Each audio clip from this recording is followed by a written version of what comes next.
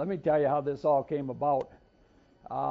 Back in 2004, we had a Mishmanic conference here at GRCC, and I was one of the moderators at that conference.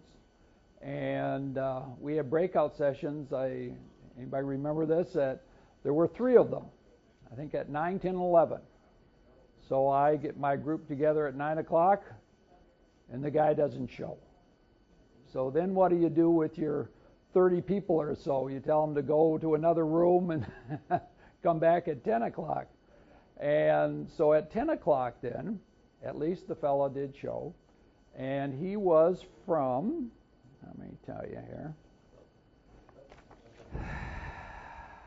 Delta College. Maybe somebody knows him. David Redson? So he doesn't know. David Redman. What is it? David Redman. Okay. And he gave this talk on the Doomsday algorithm. And to be perfectly honest with you, I was sitting there and I really didn't understand it, to be honest with you. So I went home that night and I basically figured out my own way to do it, which you're about to hear. And obviously I like my way better than his way. But the difference is that I started giving this as an opening day lecture, just started to break the ice in my 107 and 110 classes. And I have just quizzed them on this material. It's not really algebra. And so consequently, I just make it a 5-point problem on the first quiz, and that's the end of that. And I've been getting success ratios of, in the 107, I had 30 kids take the problem, and 26 got it right. I just gave a quiz in 110, and the results weren't quite as nice. I had 59 kids to do the problem, and 36 got it right, which is about 60% versus about 90%. Now that's unusual for it to be that high. Maybe it's 85%. So again, what I'm going to give you now is what I got that day. And you say, well, why didn't you make up your own handout? For a very simple reason. This is the official way to do it. And I want you to see the official way so you can see the changes that I made.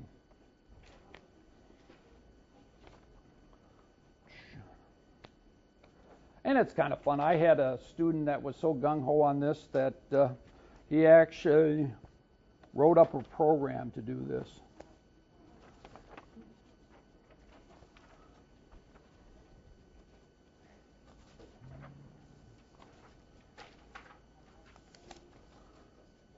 Let's see.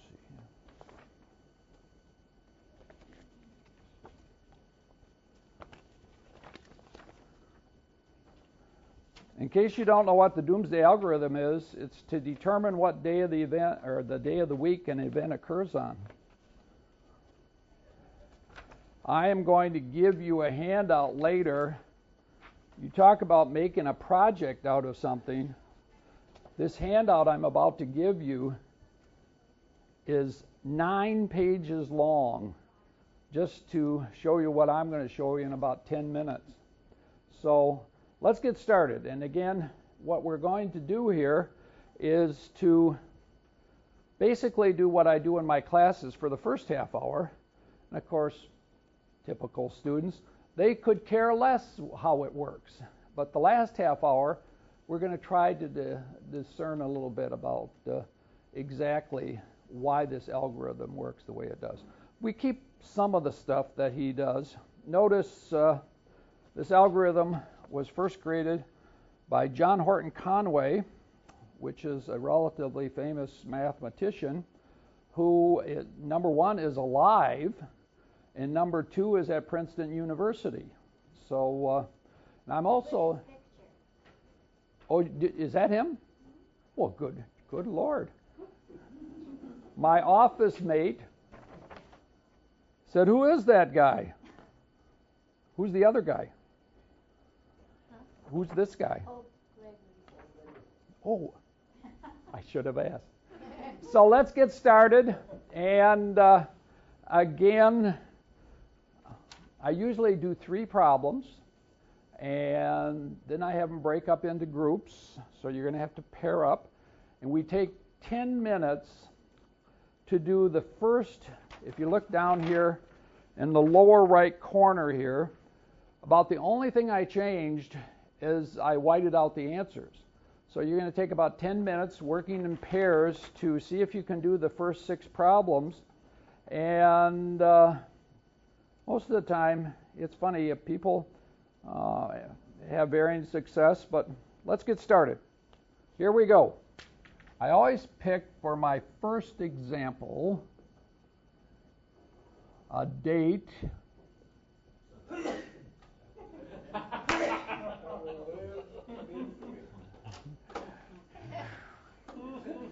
How about these guys? Did you know that was Pearl Harbor? All right. And I usually throw in something like, well, why did they attack on Sunday morning? Well, my theory has always been that they figured all those sailors were out getting drunk Saturday night, which they probably were, and they would be hung over Sunday morning. So how would you go about doing this?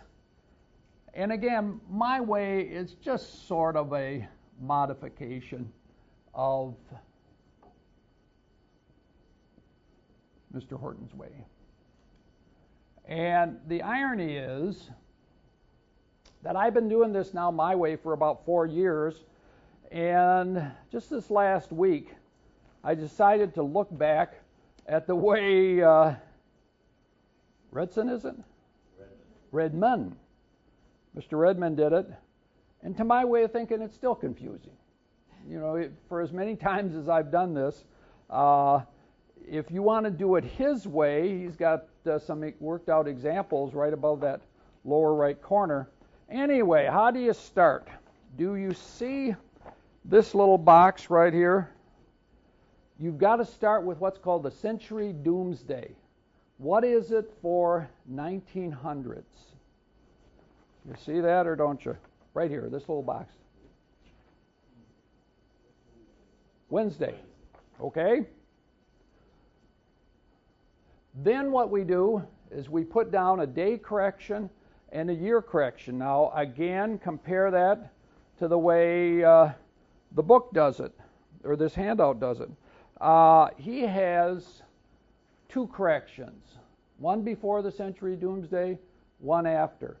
I put it all into one big correction. Okay? So the next thing you have to do is to figure out the Doomsday for the specific month, which is this little box. What's the Doomsday for December? Now, don't use the numbers down the middle aisle. That's just the month of the year it is.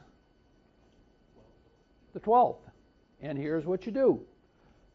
You subtract the Doomsday from the date, not the date from the Doomsday. So you'd be subtracting 12 from 7, from 7, and what would you wind up with? Not 5, but you're subtracting the Doomsday from the date, you wind up with -5. Yeah, -5. Okay? And again, we're going to try to justify some of these steps in a second, but for right now, let's just learn how to use it. What you have to do next is just divide 12 into 41. How many times does 12 go into 41? How many people know their 12 multiplication tables? It's a lost art, isn't it? How many? With how many left over? 5. Okay? 3, it goes in 12 with 5 left over. How many 4s are there in 5? 1. You're done. You are done. Add them up. Add them up. The 5s cancel out. 3 and 1 is 4. What do you get when you add 4 days to Wednesday? Sunday. Okay? You use 12? You always use 12? Yep, and we'll talk about it. Should we talk about it? Nah, it's too early. You're ruining my spiel here. We'll come back to why you use 12. Yeah, you always use 12. And of course, knowing the 12 multiplication tables are not exactly common knowledge either. Let's try a second one. July the 4th, 1776. Okay. Would you find the century doomsday for the 1700s? Take a look, folks. Take a look. It's again this little tiny box. There isn't one. And again, I'm using his exact handout. But here's the catch. They repeat every 400 years. So what's the century doomsday then for 1700s? Sunday. Write it in, would you please? Right underneath Sunday, put in 1700.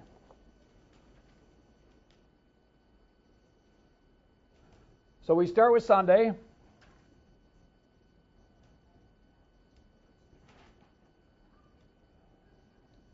Then we have the day correction. And again, one of the first things that I noticed, now this gentleman is originally from England. And so one of the first things I realized is that there are not 12 doomsdays, there's actually 52 doomsdays. And for July, he picked the 11th. And I'm assuming that it's easier for him to memorize, but don't you think July 4th would be an easier one for us to memorize? So why don't you, in July, why don't you scratch out 11 and replace it with 4?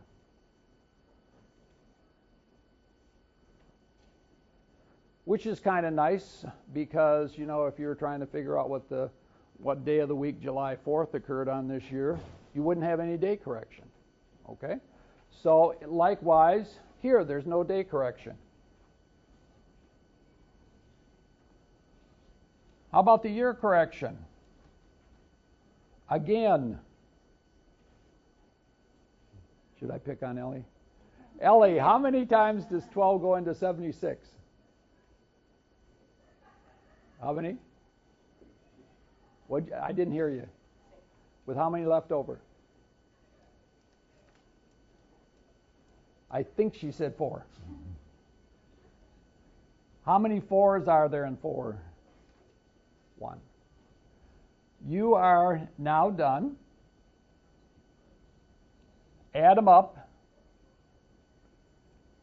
Folks, if you want to, you could start with Sunday and add 11 days. But if you want to make it easier, just add 4 days. Why is that, Jim?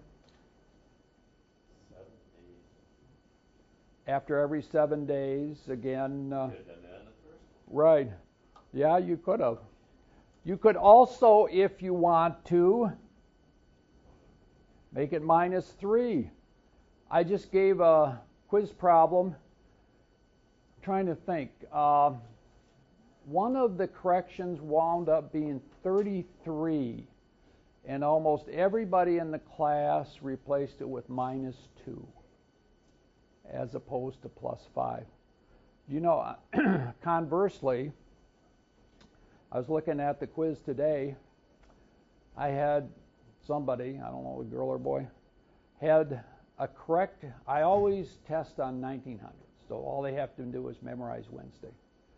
So this person started with Wednesday, added 6 days to it, and came up with Monday.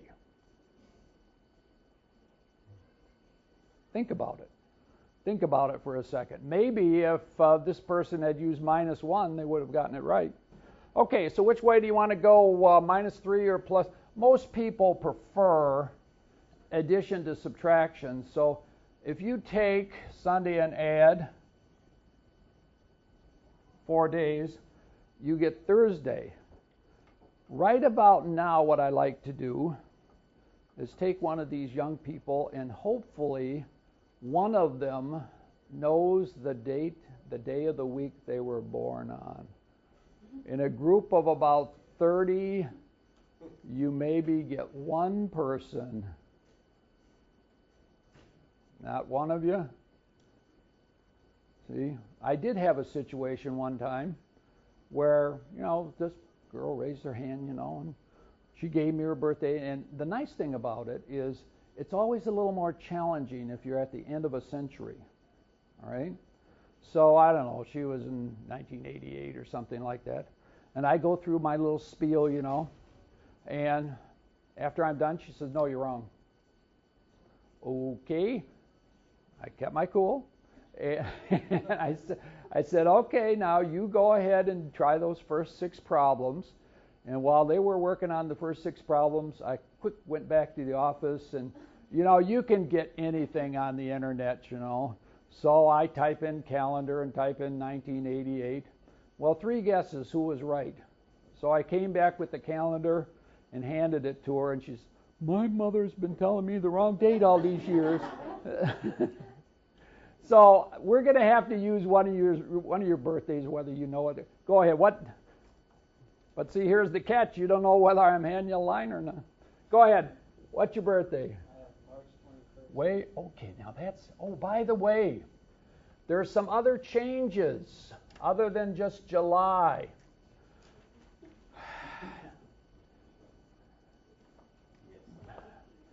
For March, would you cross out 7 and just replace it with 0? And do the same thing for November, which is basically there is no correction, just use the date. And then one last thing. For February, do you see 28 and 29? Slash that out and replace it with 0 and 1. 0 is if it's not a leap year, 1 if it is a leap year. Fair enough? So your March what? March 21st,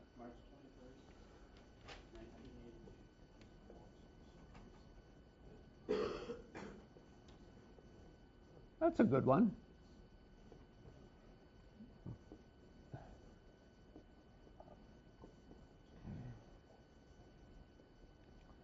What'd we just say? There is no day correction. Just use the date. Year correction. This is good. This is good. How many times does 12 go into 82? With how many left over? 10.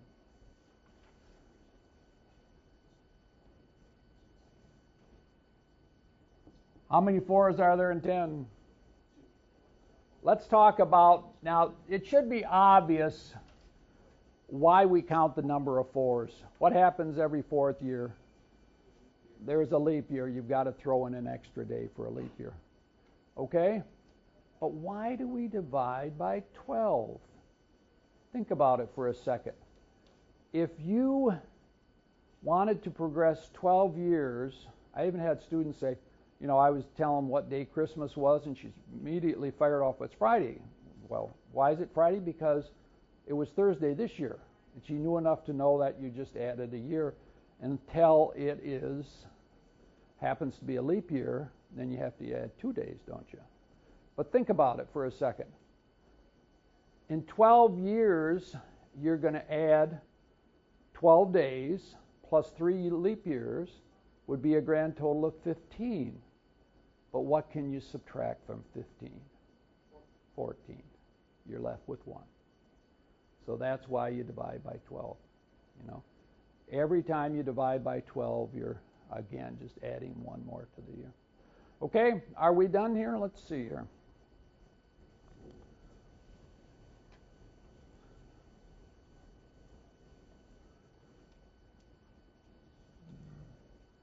And I purposely try to make these numbers fairly large. What do we have? 27, 37, 39? Did I do that right? What's 39 equal to? 4 or -3. Why 4? Some people think you divide by 7. You don't divide by 7. You subtract multiples of 7. So according to this, you think your mother might know this, or probably not? You can always use a calendar if you want to. Kind of looks like it's Sunday to me. This is one. I was trying to think of the worst possible problem I could ever come up with. And this is it. March 31st, 1995. There's the biggest correction factor here. You say, well, what about 96? Well, it's divisible by 12. So what do we have then? What's the day correction? 31. You're getting it. What's the year correction? How many times does 12 go into 95? 7. With how many left over? How many 4s are there in 11? This is as big as I can figure out. What does all that add up to? 38, 49, what? 51? What's 51 equivalent to? Kind of looks like to me it's Friday.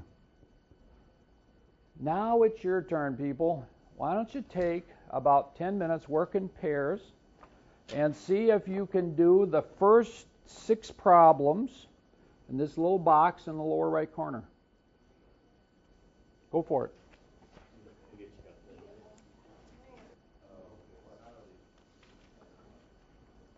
And then another question that always comes up is, what the heck did he call them Doomsdays for? If you read the green job, see, now I got to give credit where credit is due. Kim was the one that said, you should run these off in different colors. Yeah, that's Kim. She attention to detail, right? So now I can say, get the green one out. But it says an algorithm is a mental calculation when invented by John Conway and so forth. And it takes advantage of the fact that within any calendar year, 4/4, 6/6, 8/8, 10/10, and 12/12, and the last day of February always occurs on the same day of the week, the so-called Doomsday. Okay? If you want to hear a story about this guy, one last time, Mr. Redmond is the head of the gifted high school math students in the state of Michigan. And I mean, you really got to be gifted to get into his little group. Well, they get together once a year, and they coughed up the money to bring this guy from Princeton to talk to the group. And so, of course, he went out to the airport and to pick this fellow up. And on the way in, he made the mistake of asking that exact question. And the guy thought it was such a stupid question he didn't even answer. I mean, geez. Why would anybody ask such a dumb question? And this is a guy that's the head of, again, the gifted high school math students in the whole state of Michigan. So, anyway, he's the one that made up the rule. Are we ready to put down the answers? Everybody at least got 6 answers? Well, then do the next 2, for God's sake. There are 12. What I normally will do is I will assign the first 6, and then I'll say, go home and do the next 6, and when I come in the next class period, I'll write down the next 6 answers. And you're such an outstanding group, I assume that everybody will get these right. But go ahead, do the last 5 and 6. That's you, Nance. And then we're going to talk a little bit about the theory behind this thing.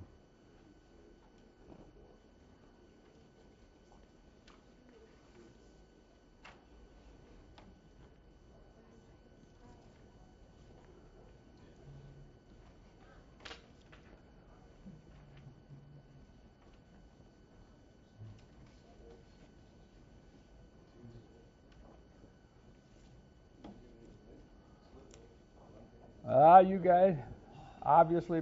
What's next? Tuesday, And Friday. very good. Heck, you're so great. I'll give you the next 6 as well. Usually, like I say, I'll assign these for homework and give them the answers the next day. The next 6.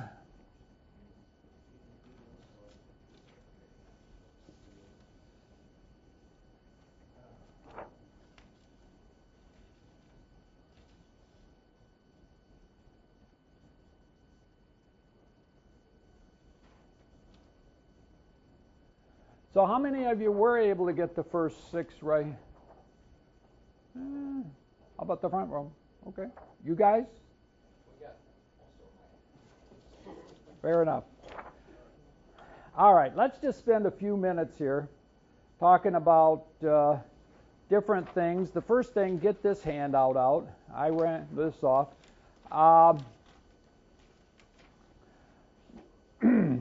Again, the key to looking, now notice it says, which you want to use 1900 first? It says for 1900, the Doomsdays are Wednesday. And of course, 1900 is not a leap year. And so you can notice it'd be January the 3rd. Just read off all the Wednesdays. Now, the original one was February 28th, and I just changed it to 0, just because I thought it was easier. But again, look down March. What do we do with March? We just decided not to have a Doomsday for March. Just take the date. Just saves an operation. And then you get into the even months of the year. April is 4, June is 6, August is 8, October is 10, and December is 12. November, again, we decided just to not use a Doomsday. September, how about that? Well, the old rule of thumb is 5/11/11/5. On the 9th month, it's the 11th, 5/9/9/5. September, it's the 5th, and in May, it's the 9th. All right? One thing that kind of surprised me is when you happen to hit a leap year, don't you think that the dates would change after leap year day rather than before? And again, if you go over here to 2000, notice that the Doomsdays are Tuesday, and again, for every other month other than January and February, it's the exact same things, April 4, June 6, August 8, October 10, and December 12. But for January and February, January is the 4th, and February is the 29th. But look up at the top. What did we replace the 29th with? 1. For a very simple reason. If you subtract 28 or 29, you get a negative number, and negative numbers tend to lead to mistakes. They really do, especially when they're that big. Okay? So that's one thing. And then, if you really want to, well, let's talk about Mr. Conway here. Get that handout out.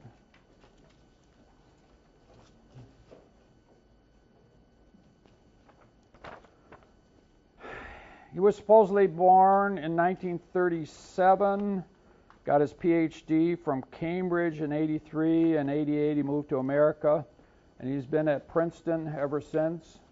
If you people are not familiar with this, Einstein spent the last 20, 30 years of his life at Princeton. And I heard when he died, they just closed up his office and never opened it again. So, anyway, look at all the stuff this fellow has done. Game theory, that's what he's really famous for, not this crazy little algorithm. And turn a page. Geometry, geometric topology, group theory, number theory, algebra, and then way down near the bottom, they've got algorithm or algorithmics. For calculating the day of the week, he invented the Doomsday algorithm. It says the algorithm is simple enough for anyone with basic arithmetic skills to do the calculations mentally. It says Conway can usually give the answer in 2 seconds. We're a little slower than that, aren't we? I have at least progressed to the point where I can do it in my head. You just keep adding the numbers up, 21, 26, just add the numbers up in your head, and then when you finally get a total, just subtract multiples of 7. Okay? And to improve his speed, he practices his calendrical calculations on his computer, which is programmed to quiz him with random dates every time he logs on. So he must need a little practice at it. One of his early books was on finite state machines. Theoretical physics. So, again, he thinks it's a big deal. But then finally, look at this Doomsday rule. Holy mackerel. 9 pages. 9 pages. And just thumb through these pages quickly. And, for instance, page 3. I think I didn't attempt to figure this out. I just printed it out for you.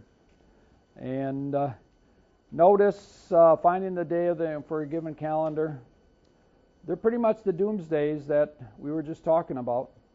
It's down at the bottom of page 3.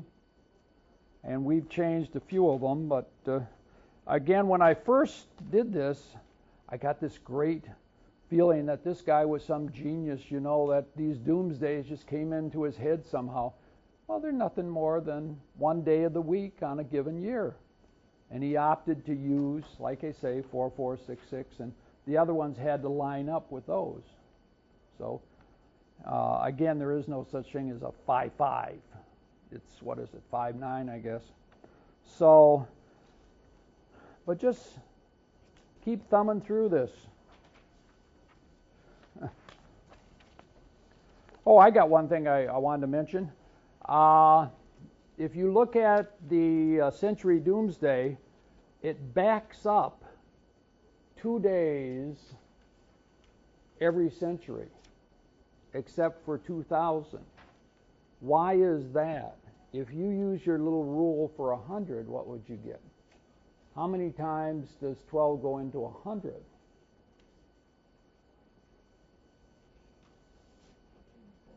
8. With how many left over? 4.